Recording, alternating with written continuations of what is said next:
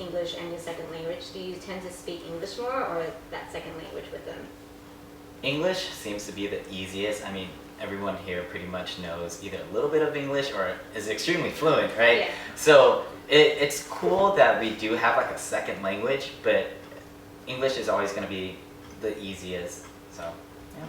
Yeah, for me, even with my other friends who do speak Chinese, we always speak English together. Yeah. It's just easier that way. No. English. Okay. One word. English, yeah. I think for me, it depends on how I met them, like the setting that I met them in. So if I met them as, you know, a Chinese like gathering or whatever, then I would tend to speak Chinese to them. But usually if they're, you know, just friends, like classmates who happen to speak Mandarin, I usually feel really awkward speaking Chinese to them. Like, so we just stick to English, even though we both know, like, oh, we understand very well.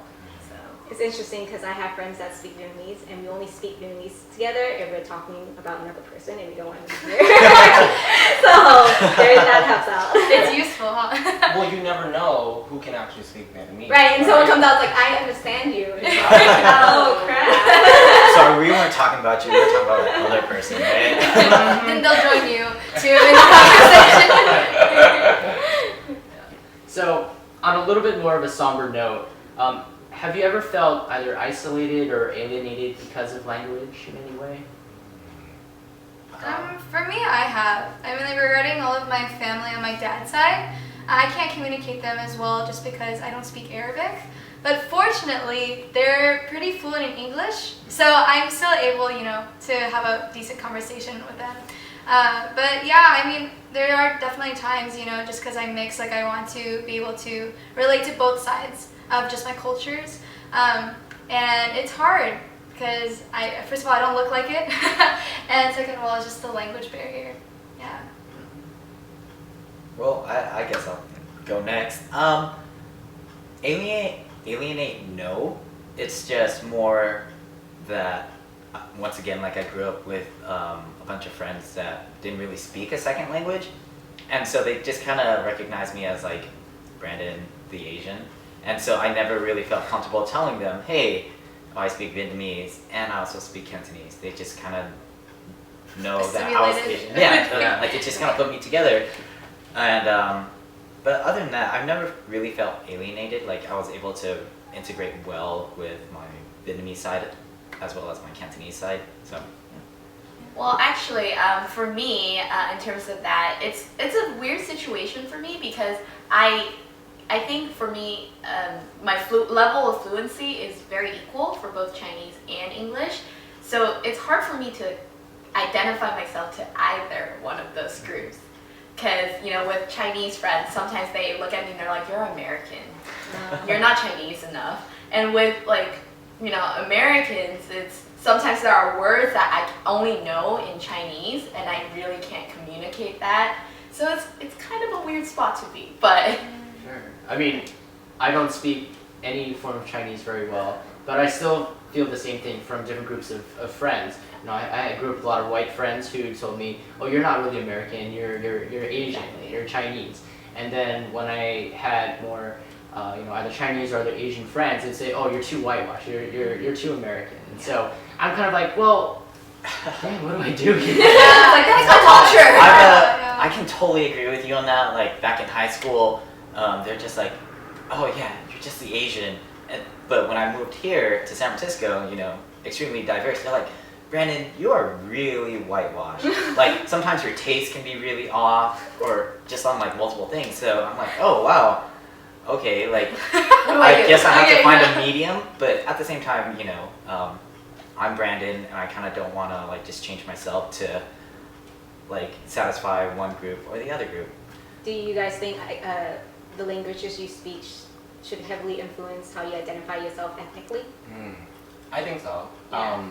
For me, because I was born in Japan, I can speak Japanese, and so even though I am a permanent citizen here and I am a U.S. citizen, like I still always say I'm Japanese, not Japanese American.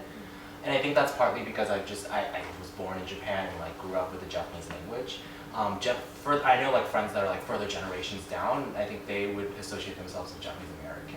And do they speak Japanese? They don't speak Japanese Okay. at the time. Yeah, so I definitely think so. I think language is like the biggest way to learn about another culture. Each nation's culture is embedded into their language, and you learn so much from that. yeah, Yeah, I mean, like, I want to learn more yeah. about the Arabic culture. Yeah. I mean, if you want to learn another culture, learn the language. How? I think that's the easiest way. How? Yeah. Go into that little community. It's called Rosetta Stone. So, Oh, yeah. wow, are we marketing for them now? Don't they No. also have like how-to for dummies as well? Something like that Yeah, too, those right? books, but I don't think they're helpful. No. They're just so big. Like, I don't want to go through that. But I think the best thing about being in San Francisco is that you have little districts, and go into a Middle Eastern market, talk to the owner, just talk to them. That's how we do it. Or they could be talking about you. If you want to Elena's story. But you know, if you're really determined, you go for it. You go first. Thank you for that inspiration. You're welcome. Selena, would you like to go or should I? Go ahead. Oh yeah. For me, I guess now I can just proudly say that. Oh, I am Vietnamese. Like earlier, I mentioned I don't really bring up my Chinese background or anything like that. It's not that I'm ashamed of it. It's just more of like I'm very Vietnamese influenced. So just to keep it simple. But back then, I can tell you that I was a bit not ashamed, but I just kind of considered myself as like Asian. I was still very aware that I am Vietnamese, but I didn't tell people that I am Vietnamese. It was just more of the group of friends I had. They were white and like, yeah, I mean, they just kind of recognized me as Asian, so I just kind of went along with it. So that's a wrap. Thank you guys for watching. And comment below, do you guys speak any other languages, and are there any other people out there who are mixed race? And if you want to watch any of our other videos, you can check it out on our website, KollaborationSF.org. Remember also to check us out on Facebook at KollabSF and to follow us on Twitter at KollabSF. See you guys soon. Yay!